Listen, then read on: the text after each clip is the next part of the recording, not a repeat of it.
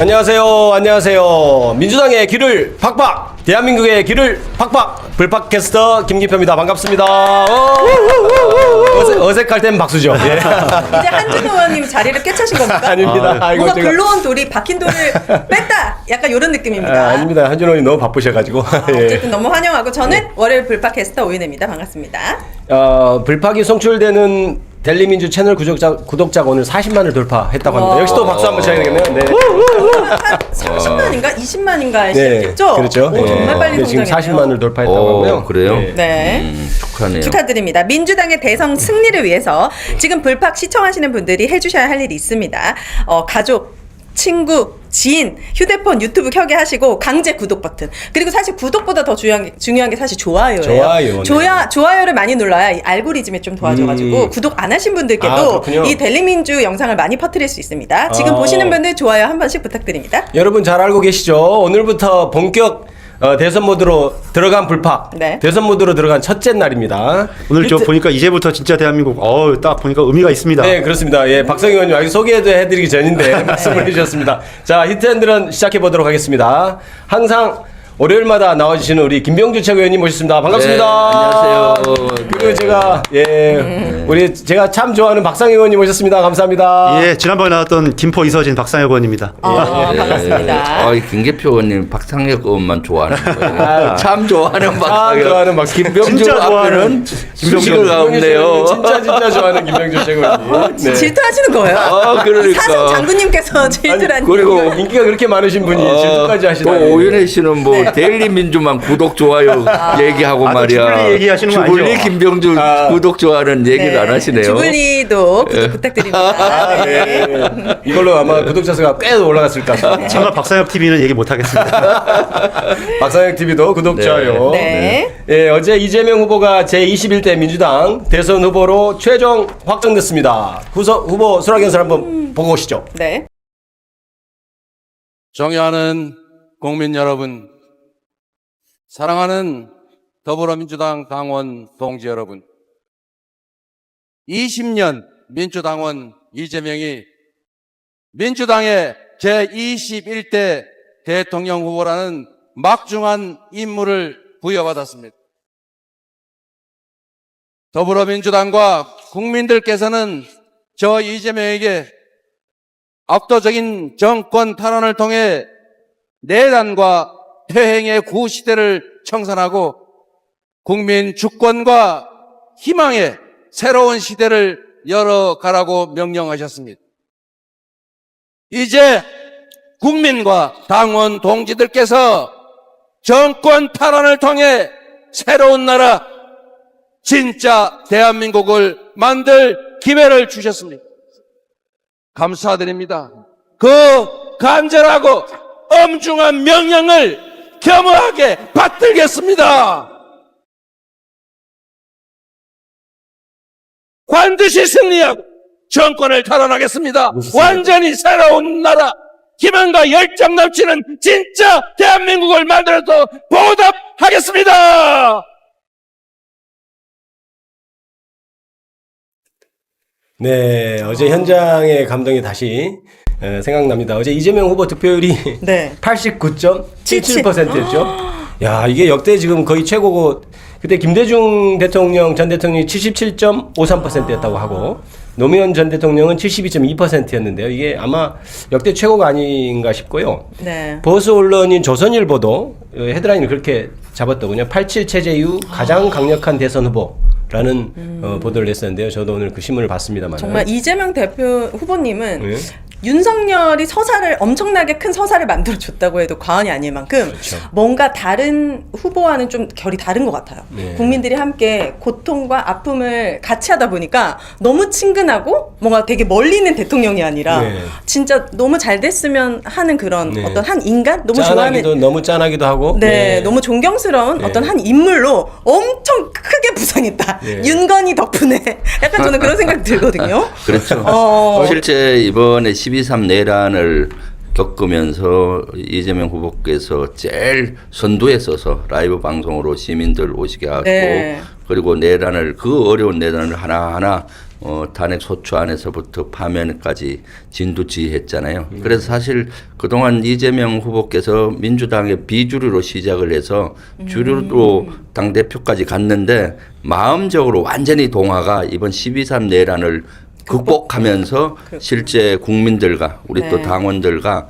전우회가 생겨서 더욱더 하나가 됐어요. 그래서 저는 이번에 89.77%가 그냥 나온 것이 아니라 위기를 같이 겪은 동료의식, 전우회 이런 진짜. 것들이 생겼고 우리 역사적으로 아주 큰 리더로 발돋움하셨다라는 네. 생각을 했죠. 네. 네. 실제로 제가 이제 캠프에서 뭐 이따가 홍보본부 얘기도 하겠지만 홍보본부장으로 그 출발할 때 일반 그냥 정치에 관여가 조금 더 낮은 시민들을 모셔서 네. 한번 그 대화를 나눠본 적이 있습니다. 네, 그래서 네. 지금 김병주 최고님 말씀처럼 이재명 후보님 하면 떠오르는 게 무엇이냐라고 네. 물었을 때 단연 압도적으로 12월 3일 밤 라이브를 라이브 보고 방송. 이 내란을 진압하던 그 의연한 모습이 가장 먼저 떠오른다라고 하는 게 그 우리 평범한 일반 시민들의 너무 목소리였거든요. 크게 각인이 됐군요. 예, 그런 네. 부분들이 이번 전당대회를 과정을 통해서 하나로 뭉쳐져서 이런 엄청난 지지율로 저는 이어졌다고 생각합니다. 그렇군요. 사실은 그날 그 라이브 방송 하는 거 보고 저도 깜짝 놀랐던 것이 네. 굉장히 위기 상황이고 굉장히 혼돈스러운 상황이고 당황스러운 순간이잖아요. 그런데 딱 라이브 방송 켜고. 켜야 된다. 그다음에 방송해야 된다. 이걸 결정하는 게 사실은 그러니까요. 쉽지 않은. 심지어 키고 나서 와주십시오 얘기하는 네. 판단은 그렇죠. 쉽지가 않아요. 네. 저는 가고 있습니다. 제가 어떻게 해결해 보겠습니다가 그렇죠. 보통 일반적인 네. 멘트인데 시민들한테 와주십시오. 이 멘트가 되게 직격이었던 그날 것 같아요. 밤부터 그 결정적이야. 이후에 여러 가지 하나하나 행보들이 다 그게 국민들한테 굉장히 각인되어 네. 있었던 것 같아요. 그러니까 지금처럼 국가가 위기적인 상황에서 누가 더 대한민국을 이렇게 그렇습니다. 선도하고 리드할 수 있느냐 그것을 저는 이번 전당대회 과정 속에서 국민 여러분들이 판단해 주신 거라고 생각합니다. 전당대회 정말 궁금합니다. 현장 분위기 어땠는지 경선 현장 세 분은 또 다 직관하셨잖아요. 좀 기억에 남는 장면이 있으셨을까요? 그 자체가 역사적인 순간이었잖아요. 대한민국 대통령 후보 내란의 위기를 극복하고 다시 민주주의를 우뚝 세울 후보를 정하는데 아주 이번은 사실 경선이 흥행이 되지 않을 것이라 생각했는데 대단히 흥행이 됐어요. 투표율도 엄청 높았고 많은 분들이 오시고 그런 배경에는 우리 국민과 당원 동지분들의 열망, 네. 내란 종식을 하고 민주주의를 바로 세우고 4기 민주정부, 이재명 정부를 세워야 되겠다는 그 열망이 그렇게 흥행을 했다고 보고요. 그리고 네. 또 김경수 후보나 또 김동연 후보도 페어플레이 정신으로 상대방을 비난하지 않고 네. 오히려 정책과 비전으로 경쟁을 해서 네. 하나로 됐고 나중에 깨끗이 승복하면서 똘똘 뭉쳐서 내란 종식과 민주정부를 만드는 데 힘을 보태겠다는 의지를 보였고요. 서로 또 칭찬하고. 네. 아마 이런 경선 없었다. 그 재미로 역대. 보면은 한동훈 홍준표 후보를 따라갈 수가 없어요. 되게 맞아. 신사적이었다. 네, 그랬군요. 네. 두 분은 어떠셨나요? 저는 그 후보님 수학연설을 들으면서 네. 가장 기억에 남는 대목은 지난 3년 전에 대선 패배의 책임을 본인 스스로에게 네. 돌렸던 그 대목이 가장 기억에 남습니다. 네. 예, 물론 여러 가지 그 당시 왜 그게 그 후보님 책임이겠습니까? 그런데 굉장히 스스로 그 패배의 원인을 자신이라고 낮추면서 이제 동지들에게 반드시 이번에는 승리하자라고 하는 대목에서 오히려 많은 그 자리에 있었던 많은 국회의원들이나 여러 당원 동지 여러분들이 반드시 이번에는 해야 되겠다라는 정말 필살의 각오가 저는 섰을 거라고 생각을 합니다. 그래서 저는 정말 그 대목이 제일 진짜. 뭉클하고 이번에 반드시 우리가 단단히 뭉쳐서 이겨야겠다 그런 느낌이 정말 확고하게 들으셨군요. 드는 장면이었어요. 누구 처럼 남 탓 안 하고 야, 그렇죠. 입만 열면 남 탓하시는 분, 네 있잖아요. 네. 그 사람이 나왔으면 제가 그때 진 이유는 부정선거입니다. 그러니까. 그렇죠. 제가 진 이유는 거대 야당의 포커 때문입니다 하고 난리 쳤을 텐데 너무 비교됐습니다. 네. 우리 김용채 의원님 수락 연설 본 소감 듣기 전에 네. 뭐 재밌는 게 또 모 있다고 그러죠? 커뮤니티에서 어제 민주당 경선 사진을 들고 대국민 오디션 프로그램이 그래요? 생각났다는 글이 있더라고요. 예. 이재명 후보 사진에 트로트 자막 한 줄만 얹어주면 그야말로 미스터 트롯 같다. 진짜 약간 손짓 같다. 그러네요. 네. 손이 애절해 보이는데. 계속 이러고만 있어야지 네가 와서 안아줄 때까지 약간 이 자막까지 입혀가지고 예, 진짜 네. 미스터 트롯 짤인데요 보니까. 네. 저희들이 본선에도 쓰도록 하겠습니다.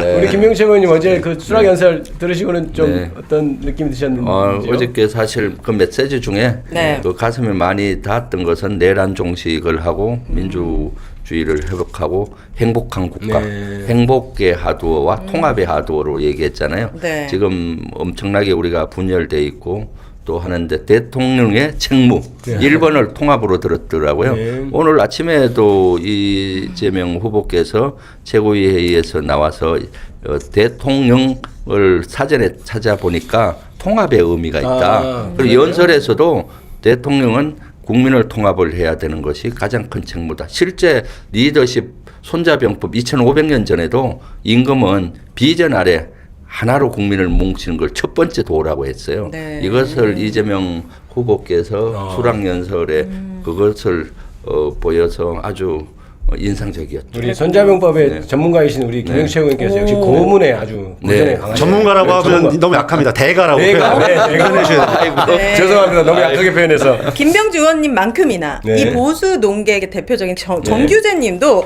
이 이재명 대표의 수락 연설에 굉장히 감동을 받으신 네, 것 같아요. 네. 보니까 SNS 에, 국힘당 후보 네. 토론회를 보면 이재명이라는 말을 마치 주문이라도 되는 것처럼 반복하고 이재명의 대선 후보 수락 연설에는 증오의 언어나 적개심을 표현하는 언어가 없었다.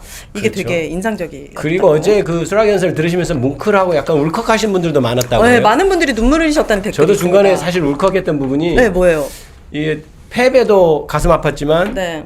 패배 이유가 더 아팠다 이런 얘기하면서 얼마나 괴로우셨냐 이게 국민들한테 그런 얘기하는데 그게 그렇죠. 너무 막 이게 그 공감이 되는 거예요. 너무 힘들었던 그 맞아요. 시절이 생각나고 너무 그래서 힘들었잖아요, 그때 우리. 이제 그 대목에서 완전 울컥해가지고 지난 그 3년여 동안 본인에 대한 그 수사뿐만 네. 아니라 우리 당에 대한 또 많은 또 당에 대한 여러 동지들에 대한 수사라든지 이런 가혹한 탄압 이런 것들이 다 하나하나 그 문장에서 전 녹여져 있었다고 생각합니다. 예, 범호랭님이 저도 어제 현장에서 울었어요. 왜 이렇게 좋고 짠하고 안쓰럽고 그런 진짜 그런 느낌. 그리고 정미진님께서는 눈물 흘리고 울었습니다. 네, 네. 이 유수님도 수락 연설 너무 감동이었다. 랑님도 울었습니다. 가을 하늘님 가을은 펑펑 어제 펑펑 울었습니다. 이렇게 되네요. 네. 그러니까 그건 얼마나 간절했습니까? 얼마나 괴로우셨습니까? 그게 완전히 저한테 주는 약간 위로의 말 같아가지고 오. 어제 진짜 너무 울컥하고 좋았습니다. 네. 네, 정말 감동받으신 분들이 너무 많군요. 정말 이 댓글도 많았는데 투표 마렵다. 빨리 투표하고 싶다. 이런 분들이 진짜 많아요. 네. 네. 투표 말도 너무 재밌는 말이에요. 네, 진짜 이번 6월 3일이죠. 네. 이재명 후보님 경선이 아주 흥행되고 네. 득표율이 아주 높았던 이유 중에 하나 있어요. 뭐요? 네. 박상혁 의원이 아하. 홍보본부장을 했어요. 아이고 뭘 그러네.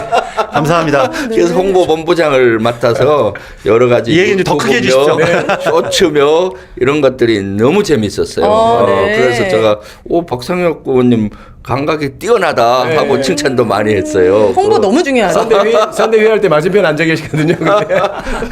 다 이렇게 말씀하시는데 이유가 있습니다. 이 굉장히 훌륭한 인재들이 많이 모여서 일을 했기 때문에 네. 나중에 한번 우리 오윤혜 씨도 그 지은하라고 하는 쇼츠가 있습니다. 네. 투표하라고 독려하는 쇼츠인데 그러니까. 네. 굉장히 젊은 우리 당의 인재들이 이 이재명 후보를 위해서 여러 가지 홍보물을 많이 만들었습니다. 앞으로도 많이 만들겠습니다. 아무튼 특히 홍보본부가 아주 잘해서 또 이런 높은 득표율이 나왔다 이렇게 네. 말씀드리겠습니다. 네. 어제 그 이재명 후보와 함께 경선을 치렀던 김경수 전 지사도 이재명 후보의 대선 후보 확정을 축하하면서 SNS에 글을 올렸죠. 네, 맞습니다. 보실까요? 그동안 지지해 주시고 네. 그리고 김경수의 꿈이 이재명의 꿈입니다. 꿈이라고 했죠. 이재명 후보의 당선, 민주당의 승리, 압도적인 정권 교체. 네. 아, 네. 김동연 후보도 아마 글을 낸 것 같은데요.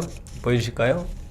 압도적 정권 압도적, 네. 교체만이 나라를 살리고 국민을 살리는 길이라고 하면서 이재명 후보가 그 길 맨 앞에서 승리의 길로 이끌어줄 것이라고 확신한다라고 하면서 이 후보를 응원했습니다. 아, 그래요. 저 SNS를 네. 지우셨어요? 아니요. 아니겠죠. SNS 네. 지금 아마 자료가 네. 확보돼 있지 않는 것 같고. 네. 어제 현장에서는 두 분은 반응이 어땠나요?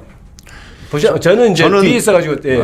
두 분의 반응도 두 분의 반응이지만 네. 두 후보의 반응도 있지만 사실은 이렇게 뭐 분위기도 압도적이었고 그다음에 투표 결과가 압도적이었으면은 그 지지자들도 네. 사실은 조금 힘이 빠지지 않습니까? 네. 뭐 먼저 가고 싶기도 하고 할 텐데 저희 끝까지 그러니까 김동연 후보의 지지자들, 김경수 후보의 지지자들도 끝까지 그 현장에 남아 있는 걸 봤거든요. 네. 결국 그게 이제 하나 된 원팀 정신을 잘 보여줬다는 생각도 듭니다. 그렇군요. 저는 개인적으로 박찬대 의원이 좀 인상적이었어요. 이렇게 꽃다발을 이재명 대표님께 드리러 갈 때는 뒷모습만 나왔는데 네. 드리고 앞모습을 보니까 거의 울고 있더라고요. 그렇구나, 예. 네, 그래서 본인한테 꽃다발을 안 줘서 그런 거 아니에요? 네. 사실 뭐 아주 새로운 재밌는 해석입니다. 네. 그렇죠. 아니 옆에서 세 분이 쓰시고 혼자 쓰셨는데 누가 그러더라고요. 아, 꽃다발 안 줘서? 꽃다발을 왜 안 왜 주냐? 나만 안 주는 거냐? 왜냐하면 네 분이 손을 들 때 네, 본인만- 박찬 데가 없는 거야. 아, 꽃다발이 없어가지고. 그래서- 아니, 본인 없어야 되잖아요. 세 명이 아니, 보는. 얼마나 합니다. 그래도 얼핏 얼마나 앞 합니다. 광경을 네. 못 보고 그 사진만 보면은 다 꽃다발인데 본인만 저 같아도 없었는데. 그랬을 것 같습니다. 아, 네. 그렇군요. 사실 이번에 김동연 후보나 김경수 후보도 저는 승리자라고 봅니다. 네. 사실 이번에 나름 최선을 다해서 페어플레이로 했고 네. 또 나름의 그 한 표 한 표 해서 물론 2위, 3위 정해졌지만 네. 그 귀중한 표들이 또 일부는 갔었고요. 네. 중요한 저는 정치적인 자산을 본인들도 얻고 경험을 얻었다. 그래서 나중에 그런 기반으로 본인들의 입지도 많이 좋아졌다라고 보여요. 네. 네. 그래서 오히려 이번에 페어플레이를 안 하고 만약에 이재명 대표 홈집 내기 이런 걸 냈다면은 오히려 역효과가 나서 정치적으로 참 어려운 국면을 할 텐데 이번에는 페어플레이로 아이고. 하고 서로 윈윈 전략으로 갔기 때문에 오히려 우리 민주당 당원 동지분들도 김경수나 김동연에 대한 좋은 생각, 네. 표론을 안 갔더라도 좋은 생각을 하지 않았나 네. 싶고요. 또 이런 분들이 같이 하나가 똘똘 뭉쳐서 대선 승리를 해야 되겠죠. 네. 예, 뭐 어제 이재명 후보는 압도적인 지지로 네. 예, 후보가 로 확정이 됐습니다만은 사실은 이재명 후보가 항상 1등만 한 건 아니었죠. 삼수색입니다. 삼수색. 네. 8년 전에는 3등을 했습니다. 그때 아. 성남시장 오히려 씨도 이재명 혹시 모르셨죠? 삼수색이란 거. 재우생 정도만 생각하신 거 아니에요? 가시밭길이 많으셨다라는 것만 알고 있지, 뭐 삼수생은 몰랐네요. 그래서 그때 패배 연설을 했었고요. 네. 어제 승리를 보니까 그때 패배 연설했던 게 저도 기억이 났고 그렇게 기억한다는 분들이 적지 않았던 것 같습니다. 이게 변방에서 시작했다고 평가를 하잖아요. 네. 그래서 수많은 정치적 부침을 견뎌냈고 이제 중심에 우뚝 선 우리 이재명 후보 8년 전 패배했을 때 연설 모습 자료가 준비되어 있군요. 한번 네. 볼까요? 네. 우리가 오늘은 비록 이렇게 헤어지겠지만 우리 모두가 가정으로 직장으로 말로 돌아가서 억울합니다. 우리의 가진 그 커다란 꿈, 우리 국민들이 바라는 새로운 세상에 대한 꿈 다시 키워서 되돌아옵시다, 여러분. 8년 전만 해도 또 네. 더 젊으시네. 저 때도 정말 패기와 네. 그게 넘치셨네요. 그러니까 처음 도전하셨을 때의 네. 그 모습이지 않습니까? 첫 도전인가요? 이게 2017년 그렇죠. 첫 도전. 그러니까 지난번 대선은 기억하시는데 이게 삼수생이라는 걸 조금 기억 못 하시는 분들도 있습니다. 근데 저때 저게 결국은 어제와 같은 또 그런 후보로 다시 태어나는 부활하는 꿈으로 저는 이어졌다고 이렇게 생각합니다. 8년 만에 압도적 지지를 받아서 후보가 된 어떤 강점이랄까요? 이런 거를 평가해 주실 만한 분이 있을까요? 예. 그만큼 능력으로 입증을 했죠. 2017년 저 때도 그때 3일 했던가요? 제가 알기로 문재인 그때도 참 탄핵된 하고 겁니까? 그다음 그러네요. 안희정 후보. 안희정 네. 이랬던 후보. 걸로 제가 네네. 기억되는데 네. 그때 완전 비주류였잖아요. 사실은 비주류였고 그런데 이제 그 이후에 성남시장이나 경기도지사 하면서 성남시를 최고로 좋은 시로 만들었고 또 경기도를 아주 최상의 우리 대한민국에서 가장 모범적인 그런 네. 경기도로 만들었지 않습니까? 그런 능력이 입증이 된 거고 그 이후에 또 실제 대선 후보로서 3년 전에 실패하시고 네. 다시 우뚝 우리 민주당 대표가 되시면서 고비 마르다 했고 또 지난 총선에서 압승을 했지 않습니까? 네. 또 리더십을 압승하고 또 12.3 내란을 맞이해서 리더십으로 극복하고 그 능력을 보여줬기 때문에 저렇게 8년 전에부터 시작을 했는데 지금 압도적으로 이렇게 지지를 받고 있지 않나. 아까 보니까 차찬님은 생각합니다. 8년 전 네. 후보님 귀엽다고. 네, 그렇죠. 확실히 저 때는 좀 젊으시고 지금은 더 원숙한 느낌이 네. 있습니다. 김영채 의원님 말씀하신 대로 그런 강점이 있기 때문에 네. 뭔가 시대마다 원하는 그 영웅상이 있는 것 같은데 지금 시대에 딱 필요한 인지상인 것 같아요. 사람들이 무엇을 원하는지 그렇죠. 어떤 효능감을 보여줄 수 있고 그게 굉장히 좀 강하면서도 많은 국민을 통합할 수 있는 그런 믿음이 가는 후보가 아닌가라는 생각을 네. 해봤습니다. 어제 선출되신 후에 오늘 첫 일정이 국립현충원 참배였습니다. 우리 여기 있는 두 분도 다녀오시고 저도 갔다 왔는데요. 당 지도부와 함께 서울 동작구 국립현충원을 찾았는데요. 영상 화면이 있습니다. 지금 윤석열 전 대통령의 친위 군사 쿠데타는 개인적 야망, 욕망을 위한 헌정 질서 파괴 행위, 최악의 내란 행위였습니다. 지금의 가장 큰 과제는 내란을 극복하고 헌정 질서를 회복하고 우리 공동체를 회복하는 것입니다. 거기에는 좌우 진보 보수가 있을 수 없을 겁니다. 헌정 파괴 세력을 징치하고 헌정 질서를 회복하는 것뿐만 아니라 정상적인 민주공화정을 회복하는 데 공감하는 모든 세력들이 함께 해야 된다고 생각합니다. 그게 우리 국민들의 바라는 바일 것입니다. 네. 저는 이 대본과는 조금 다른데 좀 인상적이었던 대목이 어디였냐면요. 대본에는 통합한다, 함께한다지만 전 개인적으로 헌정 파괴 세력을 징치하고 헌정 질서를 회복하고 정상적인 민주공화정을 만드는 것, 그리고 다 같이 이렇게 진보 보수 가리지 않고 함께하는 것. 이게 저는 인상적이었어요. 저는 저기에서 가장 인상적인 게 옆에 네. 김병주 최고위원이 보인다는 게 오늘 많이 응아 식사 안 하셨어요. 많이 피곤해 보이시는데. 물이 부셔갖고 그 햇빛이 아주 강했거든요. 네. 그때가 이제 한 10시쯤 넘었을 때 10시 반쯤 네. 됐을 것 같네요. 사실 오늘 현충원을 가서 참배한 것은 대단히 의미가 있다고 봐요. 현충원 참배 이후에 통합 이런 메시지를 내셨는데 언행일치를 하셨어요. 그래서 여러 역대 대통령 묘소를 다 들려서 참배했다. 네. 이승만, 박정희, 김영삼, 김대중 전 대통령의 묘소를 갔는데 사실 많이 고민을 하셨어요. 이승만, 가실 때? 예, 이승만, 박정희를 가야 되느냐, 네. 김영삼, 네. 그리고 왜냐하면 역대 대통령 후보 중에 우리 민주당에서는 다 간 분은 없더라고요. 그래서 많이 고민을 했지만은 네. 저분 이재명 후보께서 계속하는 거 지금은 위기 극복을 하고 민생을 살리고 또 이런 걸 해야 되기 때문에 네. 통합해야 되기 때문에 이념과 진영 또는 역사 문제는 약간 옆에 두고 네. 우리가 해야 된다라는 아주 큰 발걸음을 하신 거죠. 물론 우리 지지자분들 중에는 비판하신 분이 상당히 많을 겁니다. 왜 박정희 묘소를 갔느냐, 그럴 수는 이승만 있겠습니다. 묘소를 갔느냐. 네. 그렇지만은 실제 그 이승만의 과라든가 박정희의 과를 그 용인하는 것이 아니다. 잠시 옆에 두고 우리가 앞으로 먼저 나아가야 된다. 그리고 또 대통령은 통합하지만은 이번에 민주당 후보지만 이제 국민 후보가 돼야 된다라는 그러한 메시지로 해서 사실 저것도 대단한 용기가 필요한 겁니다. 그쵸. 네, 오늘 용기. 저기도 같이 가셨죠. 그 네. 박태준 예. 총리 묘소도. 그렇죠. 네. 박태준 포항제철 전 회장 묘소는 원래 계획은 없었는데 네. 중간에 김민석 최고가 건의를 해서 갔었고 네, 네. 그때 이제 DJP 연합인가요? 그 당시 이제 박태준도 총리를 하셨고 그때 보수 진보의 그 통합의 아이콘으로 박태준 총리가 했던 것 같아요. 그래서 잠시 들려서 네.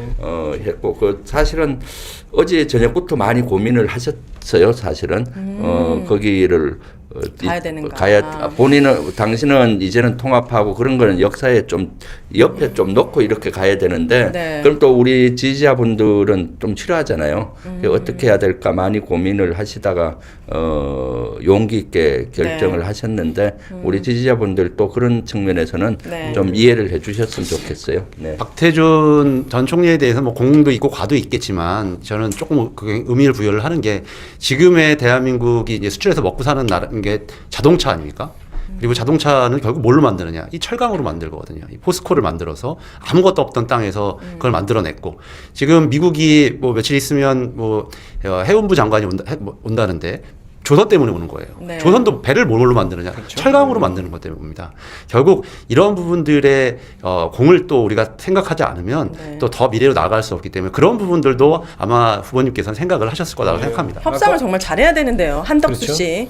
그렇지. 현충원 하니까 갑자기 지난주 한덕수 씨가 현충원 가서 눈물 흘리더라고요. 청년들의 희생에 눈물이 난다. 근데 저는 세월호 11주기에 이분은 가시지도 않았어요. 같은 청년의 희생을 차별하는 모습, 그리고 갑자기 거기 가서 눈물을 닦는 모습에 언론에 나오는 모습을 보고 정말 좀 이제 화가 나더라고요. 이분 그분은 노무현 대통령의 총리였는데도 오지도 않았습니다. 노무현 대통령 돌아가셨을 때. 이제 여러 가지 의견이 비교가 있겠지만 됩니다. 아까 저 댓글 중에 많이 지나간 댓글이긴 합니다만 제가 인상적이어서 소개해드리면 네.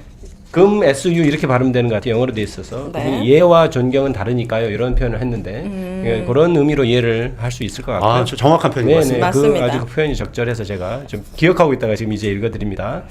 그리고 우리 박상희 의원님 이렇게 압도적인 득표를 할 수 있도록 홍보본부장을 역시 잘 해주셨는데요. 앞으로도. 향후 이제 이게 어떻게 비밀일까요? 어떤 선거 전략? 보안이 아니라면 좀 선거 마케팅? 전략 홍보. 뭐 홍보라는 게 뭐 다른 게 있겠습니까만은 저는 이번에 의미 있었다는 것은 뭐냐면 저 뒤에도 있습니다만 우리 파란색 바탕에 우리 빨간색 저는 사실 저거는 네, 네. 태극기의 문양을 네. 일부 그렇죠. 저기 추상화해서 넣은 것이거든요. 결국 우리가 통합을 좀 전에도 얘기했습니다만 태극기, 대한민국 이런 우리의 정통성을 민주당이 계속적으로 가져갈 것이다라는 네. 의미거든요. 그래서 이런 부분을 과감하게 쓸 수 있다는 건 뭐냐면 조금 전에 우리 김병철 의원님 말씀 주셨던 것처럼 용기이자 포용이자 그렇습니다. 자신감입니다. 네. 우리가 만약에 조금이라도 불안하거나 이러면 이렇게 과감한 행보를 하지 못합니다. 오히려 지금 국민의힘에서 우리가 이렇게 과감하게 나가니까 굉장히 불안해하고 있어요. 네. 자신들이 입지가 지금 뭐 내란 때문에 축소된 것도 있지만 우리 이재명 후보의 적극적인 행보 때문에 그래서 이번 본선에서도 저희들은 더 적극적으로 자신감 있게 나가려고 합니다. 네. 사실 저 문양이 태극기 문양이거든요. 원래는 세모로 아니라 태극기에 나오는 태극에 이렇게 물결인데. 굴곡을 아, 하려고 하다가 네네. 디자인상 이래 그렇죠. 하는 게 좋겠다 해서 한 것이고요. 사실 그동안 태극기가 태극기 모독 세력인 태극기 부대한테 뺏겼잖아요. 맞아요. 그래서 12.3 내란이 일어났을 때부터 이재명 후보께서 태극기 찾아와야 된다. 찾아와야죠. 12.3 내란을 극복하려면 찾아와야 된다 해서 그때부터 우리 국회의원들이 전부 태극기 배지를 달고 다녀. 네. 지금도 하고 저기도 다 태극기를 다셨잖아요. 네. 그래서 그러한 태극기 사실 태극기 부대는 저는 태극기 모독 부대라고 생각이 그럼요. 하고 있는데 그냥 극우 태극기 모독 부대인 거죠. 부대로부터 찾아와야 되겠다 해서 줄기차게 했고요. 이번에도 저 디자인에 들어갔는데 저거는 또 국민들은 언론에서는 그러더라고요. 저 보수들까지도 받아들이는 포용할 수 있는. 중도 보수까지도 확장의 의미가 있다. 네. 이렇게 언론에서는 또 유추 해석을 아주 하고 뭐 잘 긍정 평가인 거죠. 긍정 네. 평가를 홍보가 성공한 거죠. 저는 그렇게 생각합니다. 얘기가 되고. 아 네. 근데 우리 김병주 최고위원님은 굉장히 행동이 빠르신 것으로 지금 벌써 소문이 났습니다. 네. 오늘 무슨 일이 있었습니까? 제가 오늘 이재명 대표께서 현충원 참배 끝나고 나오면서 방명록 기록하잖아요. 네. 근데 최고위원은 항상 옆에 있잖아요. 옆에서 있다가 이거 저 방명록에 기록하는 이거 저 방명록 그 글씨를 찍어오셨군요. 제일 먼저 찍어서 제가 빛보다 SNS 로 빨랐다는 제가 소문이 있습니다. 그 함께 사는 세상, 국민이 행복한 나라, 네. 국민이 주인인 대한민국, 네. 국민과 함께 꼭 만들겠습니다. 오늘 국밥 출연 때문에 찍으신 거죠? 이 메시지가 너무 좋아요. 저는 습관적으로 홍보하면 사실 김병주를 들잖아요. 맞습니다. 그래서 바로 찍어서 이제 SNS에 왜냐하면 이 메시지 지금은 빛처럼 빨라야 돼요. 네. 이재명 후보를 대통령 시키기 위해서는 네. 빛처럼 빨라야 되는데 이런 우리 좋은 메시지 빨리 홍보해야 방금 되잖아요. 한번 화면에 나오게 한번 들어보시면 네, 예. 그래서- 다시 한번 뚜렷이 한번 들어주세요. 예, 다시 한번 예. 네. 네. 김영철 의원님 우리 그래요. 역작입니다 오늘 기자보다 빨리 소문에 의하면 기자분들이 김명주 최고위원님 SNS를 보고 저걸 보도했다는 소문이 있습니다. 그러니까. 그걸 저 전문용어로 일보.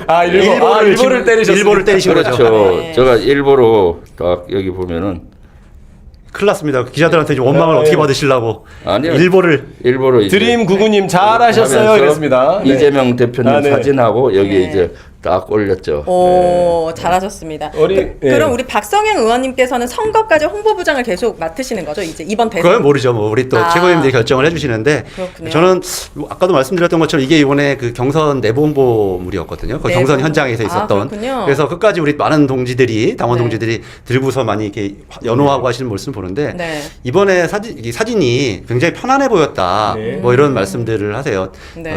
이재명 후보님의 편안한 모습. 뭐 이런 부분들을 앞으로 더 많이 좀 홍보하고 네. 국민들에게 알리는 게 이번에 큰 역할이고 앞으로도 해 나갈 이번에 생각입니다. 영상도 되게 잘 찍으셨더라고. 그 베이지색 니트 입으시고 네. 진짜 출마 영상. 네, 대한민국에 대한 말씀하시는 그 영상도 그 전에 이런 말씀 드리면 좀 그렇죠. 다 민주당 약간 그 전엔 약간 촌스러운 느낌도 있었고 뭔가 고루한 느낌도 있었는데 이번에는 감성이 의상 너무 코디도 좋았어요. 너무 좋고 예, 감성도 좋고 너무 깔끔했고 딱 네. 메시지 전달이 너무 잘 됐다는 네. 생각이 들거든요. 아, 네. 네. 항상 그런 부분이 아쉬웠는데 네. 지금 너무 잘하고 계신다. 그러니까요. 네. 이재명 후보가 오늘은 이제 오후에 SK 하이닉스 가셨군요. 네. 방문했고요. 그렇죠. 예, 네. 메모리 반도체 기업 간담회를 가졌습니다.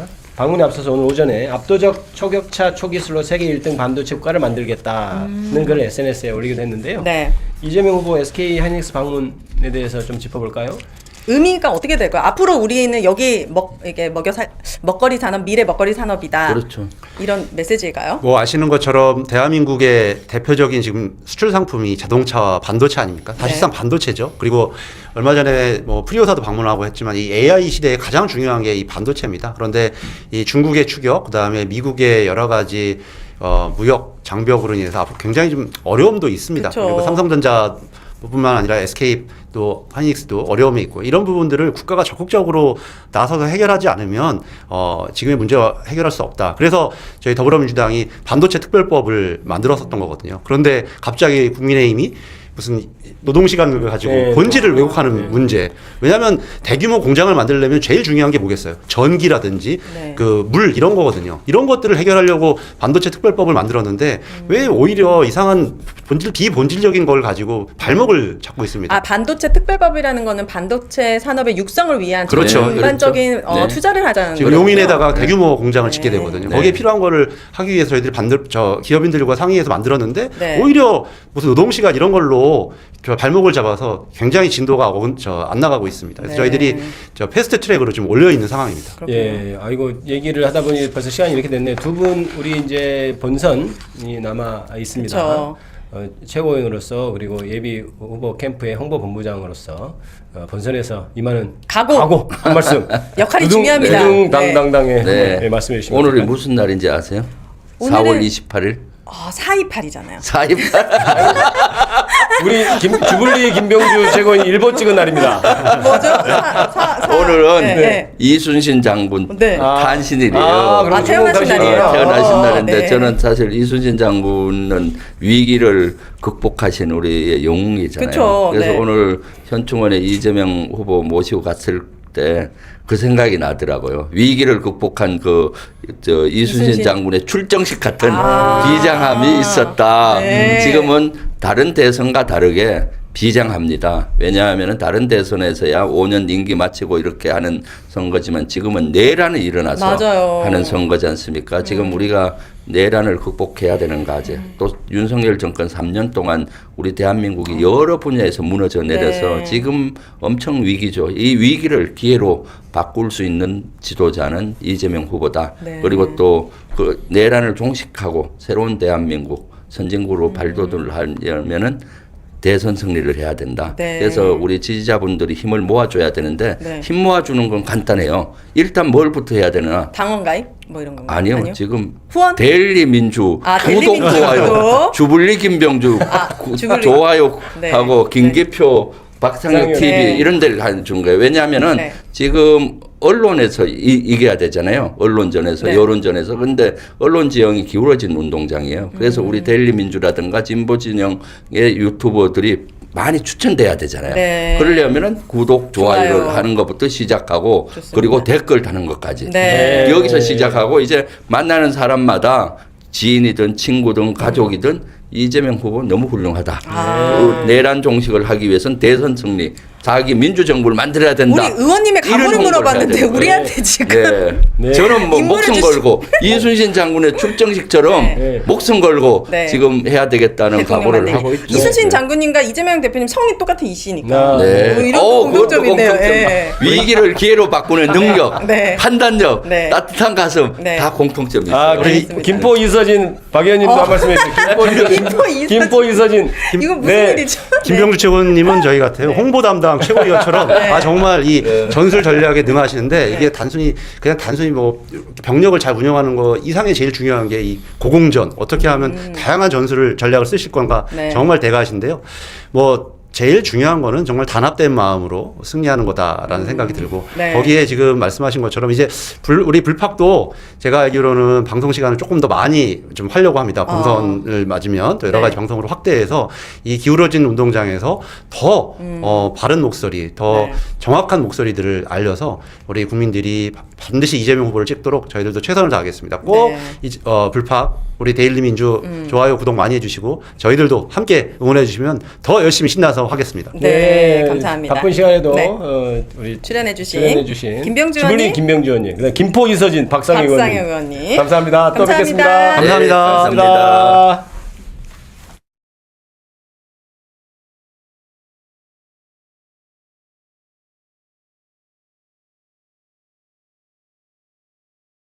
내란의 아픔을 이겨내고 다시 꿈과 희망이 넘치는 진짜 대한민국으로 나아갈 준비 여러분은 되셨습니까? 연대와 상생 배려로 국민의 에너지를 모두 모아서 새로운 민주공화국을 열어젖힐 준비도 되셨습니까? 극한의 절망과 환란 속에서조차 빛을 찾아 희망을 만들어온 위대한 우리 국민을 저는 믿습니다. 함께 손잡고 빛의 혁명을 반드시 완수합시다, 여러분. 대한민국이라는 국호 그대로 이 땅 위 모든 사람이 주인으로 공평하게 살아가는 진짜 대한민국으로 나아갑시다. 저 이재명은 지금부터 여러분이 지어주신 희망의 새 이름입니다. 여러분이 다시 살려주신 기회의 새 이름입니다. 세계를 선도하는 진짜 대한민국을 만들 국민의 유용한 도구이자 충직한 대표 일군의 이름입니다, 여러분!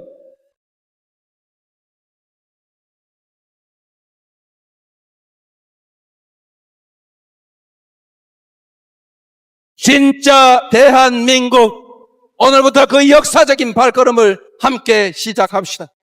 그 위대한 항로의 중심에 저 이재명이 함께 서 있겠습니까? 그렇기 때문에 지금은 이재명입니다!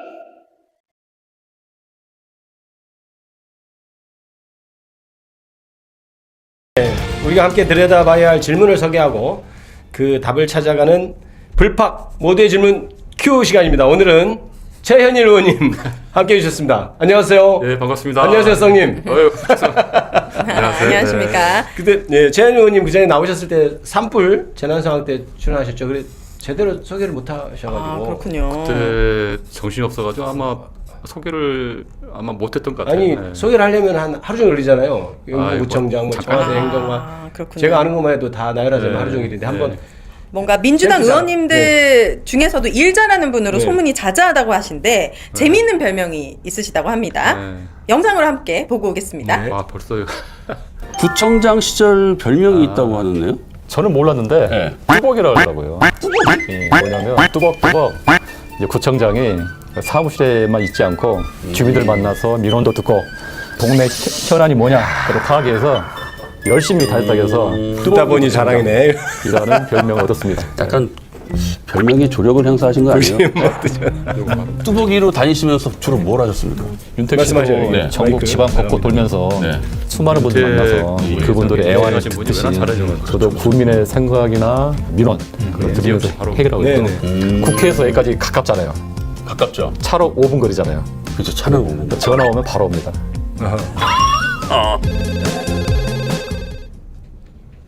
자, 근데 그 전에 우리 소개를 한번 제대로 할 시간을 못 가졌으니까 한번 오늘 네. 소개할 시간을 멍석을 한번 네. 깔아드리겠습니다. 아이고 네. 저는 뭐 아시는 분은 아시는데 저는 이제 2018년부터 2022년까지 민선 7기 구청장을 했습니다. 네네. 그래서 뭐 가장 뭐 우리 정치인들이나 우리 당원들이 아시는 거는 일을 잘했다. 영등포 구청장으로서 영등포의 이재명이다. 아, 그 당시 본인이 지은 겁니까? 그러니까 남이 지어준 영등포 겁니까? 주민분들에게 이거는 좀- 검증이 필요한 것 같습니다. 제가 지금까지는 않고요.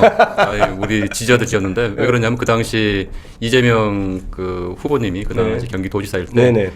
경기도의 계곡 정비를 깨끗하게 했잖아요. 네. 저는 영등포 역 앞에 있는 수백 개 다르는 불법 노점을 아. 평화롭게 아주 말끔하게 해결해가지고 아마 전국 사례였고 지금도 아마 전무후무한 사례인 것 같습니다. 아, 기억납니다. 거기 타임스퀘어 근처에 그 많았잖아요. 그걸 제가 했습니다. 아, 그랬군요. 그러셨군요. 우리 오. 구청장 시절에 제가 이렇게 만나 뵌 적이 있어요. 그때도 네. 그 말씀을 하시는데 제가 굉장히 대단하다고 생각했습니다. 그게 사실 쉽지 않은. 지금 네. 생각해도 뭐 네. 참 쉽지 않은 일이죠. 그게. 그렇죠. 네, 네. 쉽지 않은 일. 예. 아까 네. 그 뚜벅이? 그러니까 뚜벅이? 계속 이제 걸어 다니시면서 민심을 듣는다는 의미가 될까요? 그러니까 이제 구청장일 때 네. 이게 보통 보면 이제 우리 의전 차량 있잖아요. 네. 그 당시도 카니발 했는데 음. 현장 가서 딱 만나서 축사하고 끝나고 타고 이제 그런 게 보통 이제 보통이죠. 단체장들의 그렇죠. 의견이 바쁘니까. 네네.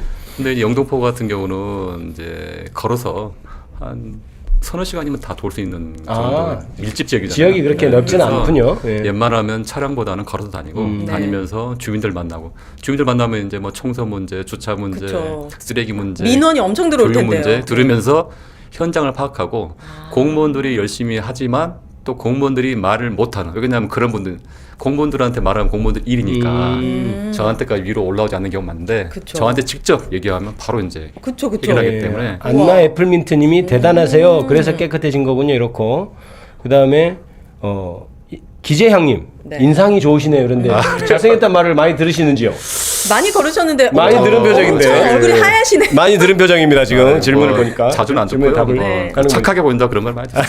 근데 이런 거 너무 중요한 것 같아요. 살아있고 진짜 필요한 얘기들이 네. 구청장까지 안 올라가는 경우들이 많을 수도 있잖아요. 근데 이렇게 걸어 다니시면서 진짜 필요한 민원들을 들으면 이재명 후보님도 어제 그 얘기를 했잖아요. 성남 그 시립 의료원을 만들었다고 그 말에 네. 전 충분히 이해가 되는 게 네. 본인 이제 인권 변호사 시절에는 그런 게 하기가 쉽지 않았고 또 어렵습니다. 그래서 이제 결국은 시민들, 국민들, 유권자들이 원하는 정치를 하는 게 그쵸. 정치인데 제일 중요하죠. 관료 사회나 공무원 사회에 이제 같이 이제 동화돼 버리면 네. 결국은 유권자가 뽑아주는 의미가 있잖아요.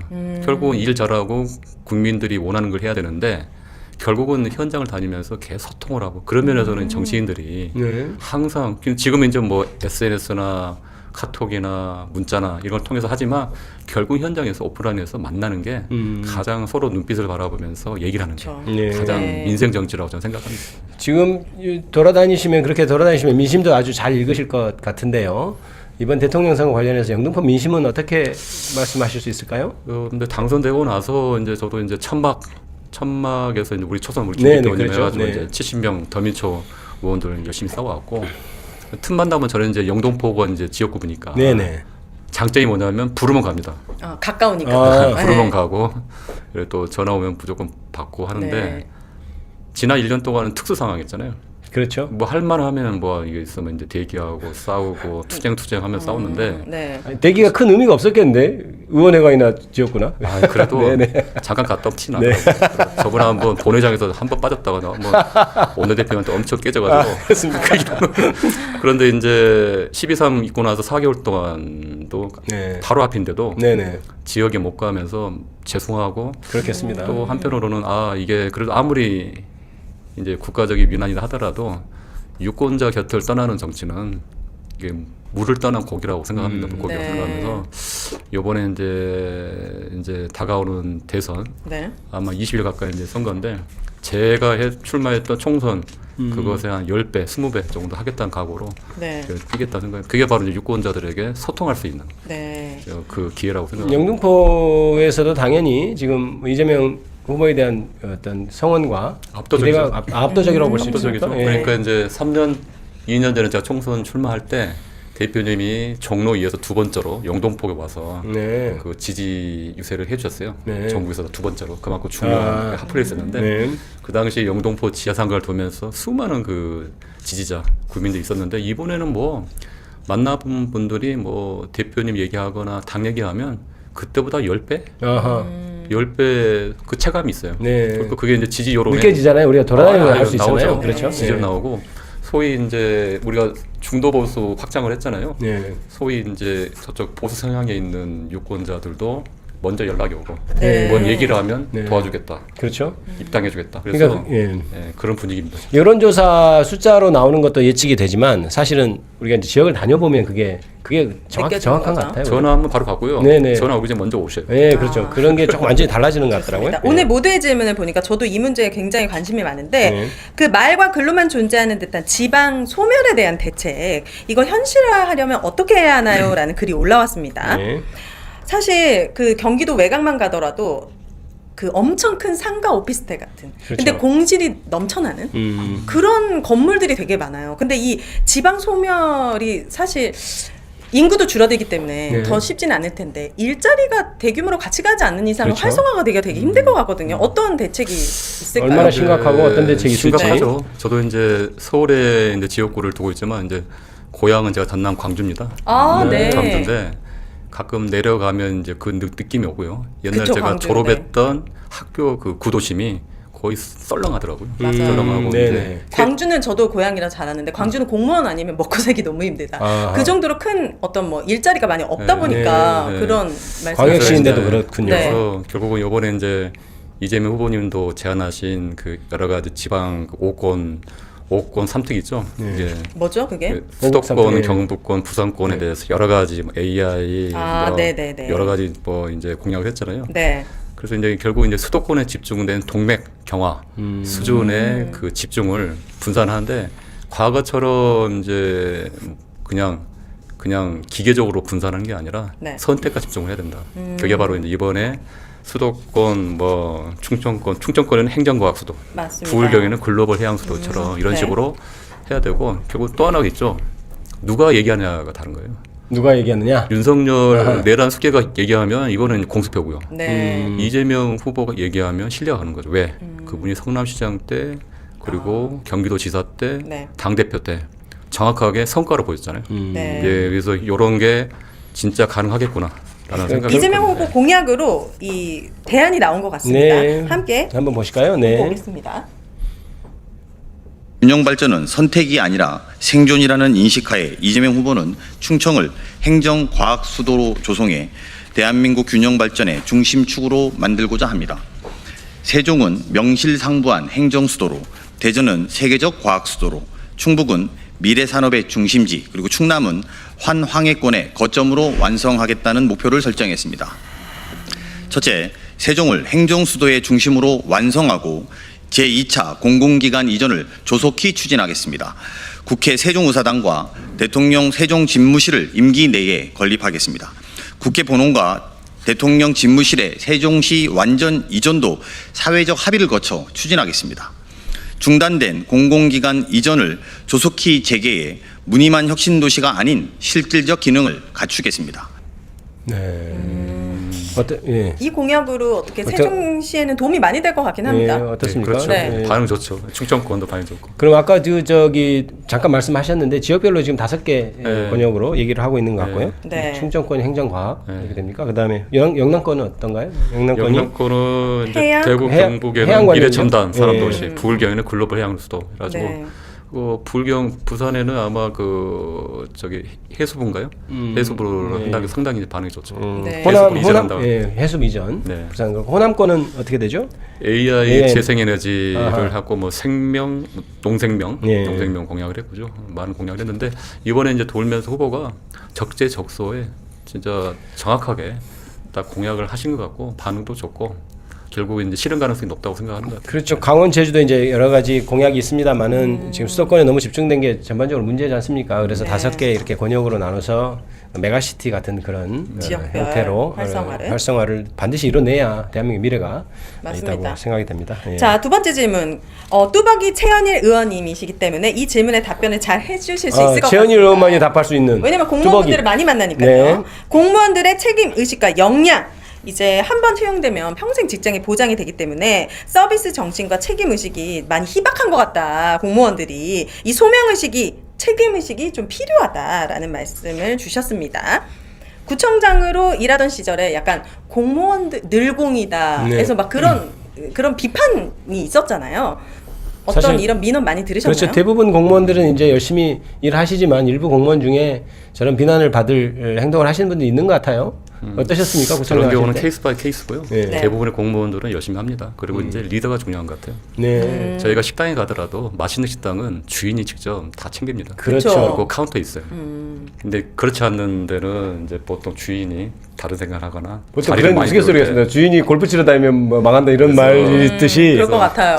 본인이 그리고 챙겨야 이제 되잖아요. 결국은 그 지역의 선출직, 네. 그러니까 성남시장을 했던 이재명, 네. 경기도지사를 했던 이재명, 그리고 민주당 대표였던 이재명. 당시는 모든 일이 잘 되잖아요. 공무원들이 열심히 하고 그런 민원하고 그 당시 이제 성남시장일 때 이재명 후보가 얘기를 했는데 네. 요만큼의 민원이 나중에 퇴임할 때 요거밖에 없었다. 그런 모든 걸 다 해결했다는 거죠. 네. 그러니까 결국은 저도 뭐 경험해보고 느낀 게 뭐냐면 결국은 리더가 누구냐. 윤석열 내란숙의 아래에서 공무원들은 불행했습니다. 왜? 가이드라인을 정하잖아요. 네. 그리고 일머리가 없는데도 아는 척하고 수능 정모가 되어버리고 네. 의학 뭡니까 의료사태 보니까 의료대란. 이게 2,000명 제한하는 건 그렇다 해요. 네. 그런데 대책이 없잖아요. 그래서 일머리가 없는 리더가 있을 경우는 공무원들이 힘들다. 그러면 민원이 많고요. 일머리가 있는 이재명 대통령 같은 사람이 한다면 100만 명에 달하는 우리 공무원들이 신나게 일하고 국민들은 불만이 없는 거죠. 그래서 당시 최한일 구청장이 때 영등구청이 이렇게 불만이 일을 별로 잘한 불만이 별로 구청으로. 없었죠. 네. 그 관련 아까 그 방금 말씀하신 이재명 후보의 민원 관련된 영상이 준비돼 있을까요? 네. 한번 틀어주시죠. 아마 그 내용일 겁니다. 네. 공무원들한테 민원을 많이 발견해오면 맞네요. 승진시켜주는 제도를 만들었어요. 해결을 많이 하는 게 아니고 발견을 많이 해오면 승진을 시켜준다. 그래서 공무원들이 민원을 발견하러 다닌 거죠. 여기 쓰레기 많습니다. 여기 뭐 다리가 이렇게 부실합니다. 여기 뭐 가로등이 깨졌습니다. 발견하다 없으니까 어떻게 해요? 제가 가르쳐 줬어요. 동네 미장원, 부동산, 식당, 저 뒷골목에 벨 띵동 눌러가지고 물어봐라. 뚜벅이죠. 혹시 뭐 필요한 거 없으세요? 뭐 불편한 거 없으세요? 그러니까 동네가 완전히 바뀌게 됐죠. 그래서 사람들이 공무만 보면 엄청 반가워요. 공무원들이 보기만 하면 혹시 뭐 필요한 거 없으세요? 아니 이렇게 일하면 공무원분들이 그렇죠. 세금 하나도 안 아깝죠. 이제 그분들은 이제 인센티브가 있는 거죠. 일 잘하면 승진 잘하고, 일 잘하면 칭찬받고, 일 잘하면 국민들이 또 이렇게 인정해 주니까 열심히 일하는 거죠. 그렇죠. 근데 이제 일을 안 하는데 승진하고 보상받으면 아무도 일 안 하죠. 그러니까 결국은 그러니까 리더가 누구냐에 그렇죠. 따라서 중요하다고 생각합니다. 사실 시스템도 중요하지만 결국 최종적으로 결정하고 방향을 정하는 리더이기 때문에 리더가 쓸데없는 일을 안 시키고 네. 진짜 필요한 일에 인원과 자원을 집중하고 이렇게 돼야 같은 조직이라도 효율성이 달라질 거라고 믿고 아마 이재명 후보님이 그 성남시장과 경기도지사 할 때 그랬던 것 같고 최한일 구청장 당시 구청장도 그랬던 것으로 소문이 저는 뭐 대표님 비하면 뭐 10분의 1도 안 되죠.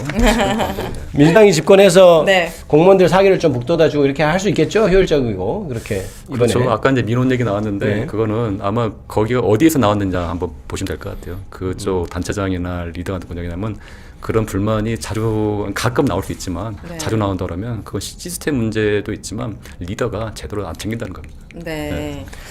자, 저는 이제 다음 질문도 관심이 많습니다. 이번에 산불 때도 그랬고 소방관 분들의 그거 간단히 처우, 살펴보고 그리고 넘어가죠. 면책 네. 특권 줘야 되지 않을까요?라는 네. 질문이 올라왔습니다. 국민의 생명을 살리는 소방관들에게 면책 특권을 줘야 하지 않을까요? 요거 이게 지금 거론되는 이유가 뭐죠? 예, 행안위 소속 네. 그런 이슈인가요? 요 사례는 알고 있고요. 네. 저 지방에서 이제 화재가 빌라에서 발생했는데 네. 락이 이제 걸려 있으니까 현관문을 뚫고 갔단 말이에요. 네. 그러니까 이제 그 주민들이 거기 있는 거기 주민 거기니까 거기 빌라인 주민들이 소송을 하게 손해배상 건 거죠. 기물 파손했다고요? 네, 기물 파손했다. 그래가지고 아마 500만 원 정도의 파손 비용이 발생했는데 네. 요청한 거고. 그런데 이제 결론적으로는 소방관이 그 손해배상을 하는 게 아니고 지자체에서 했습니다. 현행법상 소방기본법에는 고의나 중과실이 아니면 면책이 됩니다. 네. 면책이 되기 때문에 하고 있고요. 그래서 아까 이제 책임을 아니면 그렇게 하면 소방관분들이 어떻게 화재를 진압하고 당연하죠. 하죠. 네. 가끔 보면 차 막으면 차를 이렇게 깨고 막 가는 경우도 있잖아요. 네. 예, 그래서 그런 부분이 아니다. 예. 그 법적 규제가 어떻게 돼 있는지 이제 봐야 되겠지만 네. 모든 공무원들이 본인의 일을 열심히 하다가 생긴 어떤 피해에 대해서 내가 손해배상을 해야 된다 이런 두려움이 있으면 누가 열심히 하겠습니까? 그래서 그 부분은 좀 이제 요거는 이제 격가지고 이제 본질적으로는 소방관에 대한 처우나 예산 그쵸. 지원을 더 해야 된다 생각하고요. 네. 그리고 특히 이제 요번에 산불 어떤 사태나 여러 가지 재난 네. 사안 보면 소방관 분들이 이제 보이지 않게 희생을 하고 있습니다. 저희 국민들이 가장 피부로 느끼는 목숨 걸고 소명의식 있게끔 네. 일하는 공무원분들이 사실 소방관분들이 그렇죠. 119도 그 소방관분들이 오죠. 그렇죠, 맞습니다. 불나면 해주죠. 네. 무슨 뭐 뱀이 나왔어야 하면 또 소방서에 네. 전화하죠. 네. 별일을 다 하고 그렇죠. 계시잖아요. 사실은 굳은 일을 많이 다 도맡아 하시잖아요. 네, 근데도 처우가 조금 그래서 이제 개선돼야 소방관 된다. 신분이 국가직화가 됐는데 실질적으로는 네. 그 어떤 예산이나 조직 차원의 지원이 안 되고 있고요. 그렇죠. 저도 이제 국회 행정안전위원이지만 관련 법제화를 위해서 지금 아마 의원들끼리도 많은 이제 그 검토와 하고 아마 이재명 정부가 들어오면 그 부분에서 발빠르게 되지 않을까라는 기대를 합니다. 저도 지역에서 소방관 분들하고 얘기를 나눠보면 우리가 느끼는 고생에 비해서 처우나 이런 것들이 조금 생각하고 이렇게 그럼요. 고려해야 될 부분이 많이 있다 이런 생각이 좀 드는데요. 아마 행안위 중심으로 해서 먼저 고민해 주시고 저희도 같이 꼭 부탁드립니다. 고민하도록 하겠습니다. 법사위에는 김기표 의원님 확실하게 해결하겠습니다. 서로 미루지 마시고요. 행안위 재현이 의원님 있거든요. 책임을 지고 해주시기를. 일 잘하는 김기표. 열심히 하도록 하겠습니다. 오늘은 네. 재현이 의원님과 함께 모두가 함께 잘 살 수 있는 세상을 그려봤습니다. 함께 해주신 재현이 의원님 마지막으로 한 말씀 멋지게 딱 해주시고. 압도적인 정권 교체 30% 격차로 승리하는 우리 민주당 대기에서 우리 하여튼 171명 국회의원들 현장에서 국민들과 함께 호흡해서 필승해내겠습니다. 아이고. 김기표와 함께. 재현이와 함께. 오윤회 우리 선생님과 함께. 저도 유권자로서 네. 정말 반드시 투표해야 된다. 투표 독려하도록 하겠습니다. 영등포 오세요? 가깝습니다. 가까운 곳에 살고 있습니다. 아, 참 네. 대선은 영등포구가 아니더라도 할 수 있습니다. 아, 그렇죠. 네. 감사합니다. 재현이 의원님 감사합니다. 네. 감사합니다. 네, 또 감사합니다. 뵙겠습니다. 오늘로 대선까지 36일 남았습니다. 민주당이 대선 승리하는 그날까지 불팍도 열심히 뛰겠습니다. 민주당의 길을 팍팍, 대한민국의 길을 팍팍, 불팍 오늘 마치겠습니다. 감사합니다. 어색할 땐 박수. 박수.